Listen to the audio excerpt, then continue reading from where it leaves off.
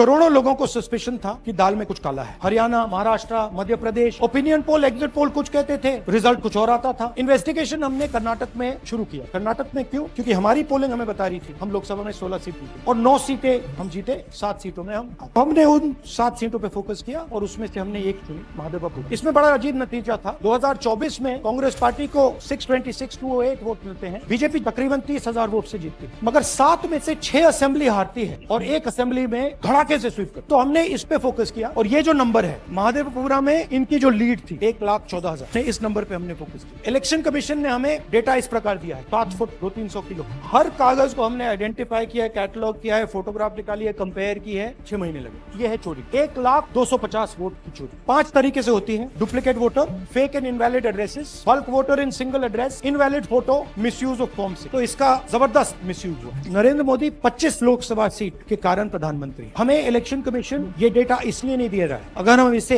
बाकी लोकसभाओं में करा देंगे तो देश की लोकतंत्र की सच्चाई बाहर आएगी। ये क्रिमिनल एविडेंस है और इलेक्शन कमीशन देश में पूरे एविडेंस को डिस्ट्रॉय करने की सोच है। मैंने जैसे कहा 21वीं सदी है, एक हार्ड ड्राइव पे आप पूरा डेटा रख सकते हो, 100 साल 200 साल का डेटा रख सकते, जितना रखना है रख दो। मगर इलेक्शन कमीशन 45 दिन में सीसीटीवी को खत्म करना चाहता है, वोटर लिस्ट नहीं दे। तो they are colluding with the BJP, they are helping the BJP destroy the election system in India.